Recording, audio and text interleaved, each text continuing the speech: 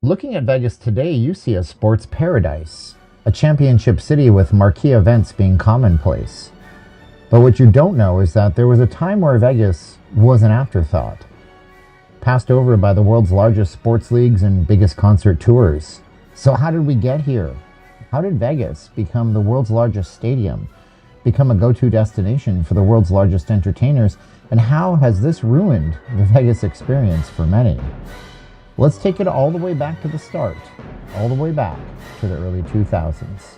You see, in 2003, Las Vegas was banned, and some say with good reason. The problem was sports gambling, and it was because of this the Las Vegas Convention and Visitors Authority had been rejected by the NFL for their attempts to purchase a primetime commercial spot during that year's Super Bowl.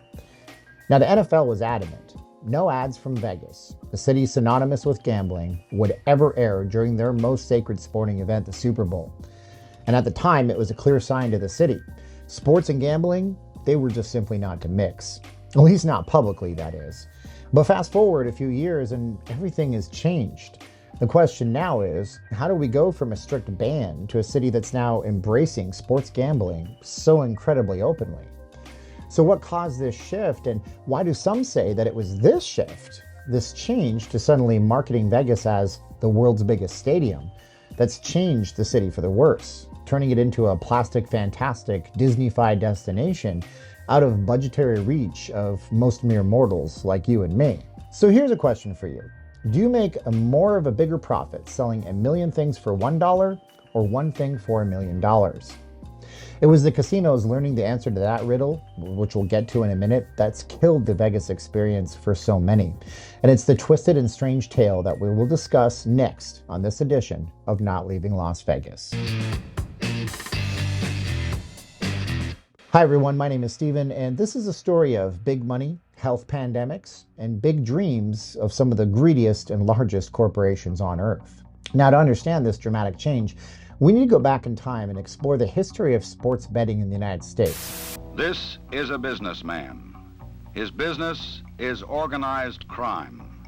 His products include gambling, narcotics, vice, loan sharking, stolen goods, labor racketeering, and goons for hire. Particularly how it was viewed by Major League Sports. For decades, you see, the relationship between Las Vegas and professional sports was frosty, to say the least. The NFL, the MLB, the NHL, the NBA, they were all vehemently opposed to any formal connection with Las Vegas, largely out of fear that gambling could undermine the integrity of their games. In the shadow of the 1919 Black Sox scandal, it hung over baseball, while NFL was determined to keep its games free from any suggestion of corruption or price mixing. And the NBA, they'd been accused of refs cheating years before and years since.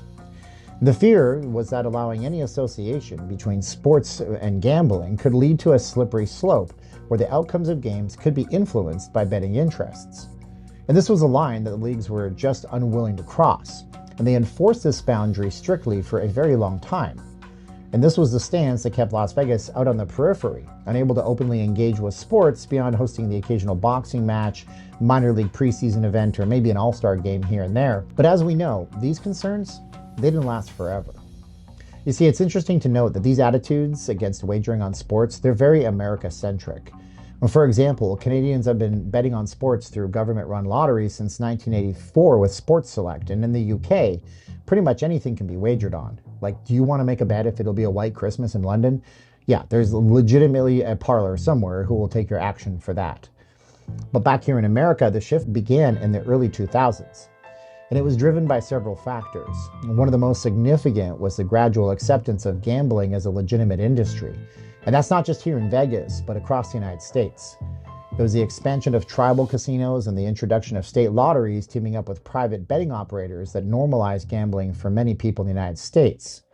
And it was this changing attitude that set the stage for the eventual nationwide legalization of sports betting in general. But the real turning point came in 2018 when the Supreme Court struck down what was called the Professional and Amateur Sports Protection Act, effectively legalizing sports betting across the country.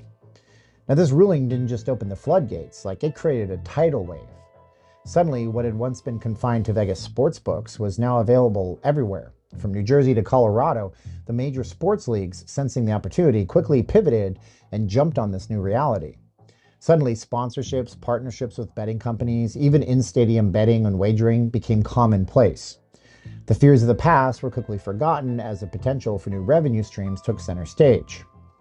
However, this shift wasn't purely about changing attitudes or legal decisions in general. The COVID-19 pandemic here in Vegas played a crucial role in accelerating the rise of sports betting. With casinos closed and tourism at a standstill, Vegas found itself in a dire situation.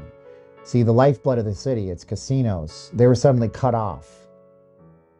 The financial impact was devastating, and in response, the casino companies, they turned to sports betting as a new lifeline, a way to generate revenue when traditional gambling options weren't available or viable due to, the lack of people coming to Vegas to actually place any bets or play any slot machines.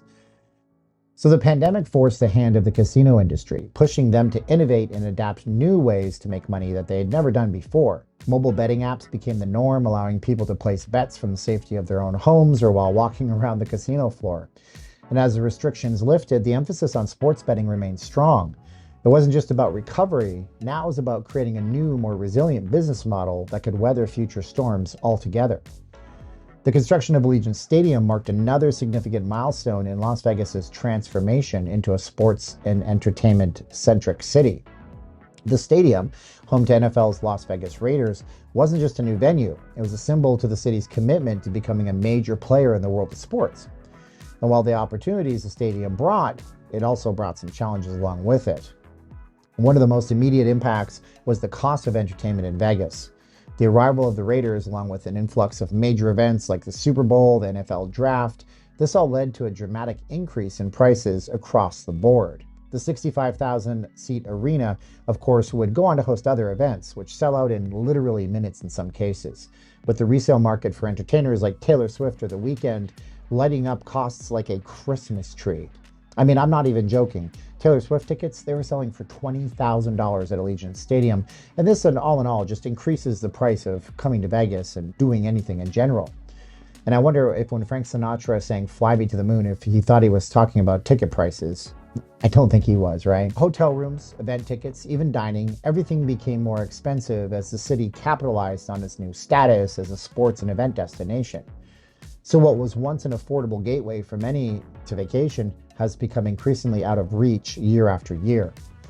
And this shift, it's left many longtime Vegas visitors and locals feeling somewhat alienated. The Las Vegas that had once catered to all income levels, it was soon becoming a playground for the wealthy. The city's corporate influence has grown, and with it, the focus has shifted from providing a wide range of experiences to maximizing profits. The corporatization of Vegas, it's led to the homogenization, if you will, of the experience, with high prices and luxury brands replacing the quirky, accessible charm that once defined the Las Vegas Strip. So back to the million-dollar question posed at the start of this video. Do you make more money selling a million things for $1 or one thing for $1 million? And the answer, of course, is that under both conditions, your profit is the same. So it was the corporations that were running Vegas realizing this that caused a seismic change to the city, its visitors, and ultimately our pocketbooks. You see, Las Vegas has increasingly shifted towards attracting visitors who may only come once every few years, but are willing to spend significantly more when they actually do. So gone now are the days of visitors coming in over the weekend several times a year, getting a cheap room, spending a few $100, getting a cheap buffet, seeing an affordable show. And here are the days of visitors following their team to Vegas every few years, spending thousands on a single trip, and then maybe coming again for a special event or a convention a few years later. And this transformation is largely driven by the rise of big events, like major concerts, sporting events, conventions hosted at venues like Allegiant Stadium and the Las Vegas Convention Center, amongst others. And the focus is now on creating high-value experiences that justify premium pricing. See, for the city and its casinos, this model works because the average spending per visitor remains high, even if they visit Vegas less frequently. The strategy also allows Vegas to maintain a profitability while catering to a different type of tourist, one who seeks exclusivity, memorable experiences, rather than frequent lower-cost visits. It's this approach that marks a significant departure from the Vegas of the past, where the emphasis was on getting visitors to return frequently. Now it's about ensuring that when they do show up, They spend, spend, spend. They participate in higher profile events. They contribute significantly more to the local economy on each visit.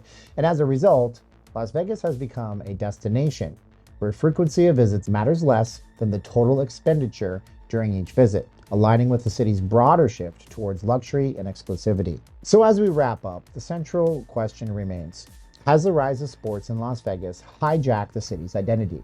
The transformation from a gambling mecca to a sports hub has undeniably brought new life and energy to the city, but it also has come at a cost. The essence of Las Vegas, with its mix of high and low glitz and grit, all that seems to be fading away as the city becomes more and more corporate and exclusive. And in the end, the future of Las Vegas will depend on finding a balance between its past and its present. The city has always been about reinvention, about pushing boundaries, about seeing what's possible. But in this latest reinvention, it risks losing what made it special in the first place. The challenge for Las Vegas will be to embrace its new identity as a sports destination and an event destination without abandoning its accessibility and diversity that's always been its hallmarks. So as we look forward, only time will really tell if Las Vegas can maintain that balance, or if the hijacking of its experiences by sports and big concert type events will fundamentally alter the city's character forever. Those are my thoughts. You tell me yours. And if you're just browsing through, you might throw us a subscription. My name is Steven, a different type of Vegas channel where we dig into what makes Vegas tick and how things are changing and how you can maximize your time. I'm not sponsored by any big casino property. I'm not afraid to tell you how it is. So hopefully you can leave me a comment and let me know. Would you come to a sporting event in Vegas? What's your average budget? Can you afford this place anymore? Leave us a comment. We'll talk to you soon. Now's the time of the video where I look at the camera and I say 3, 2, 1, click. Are you ready? 3, 2, 1, and click.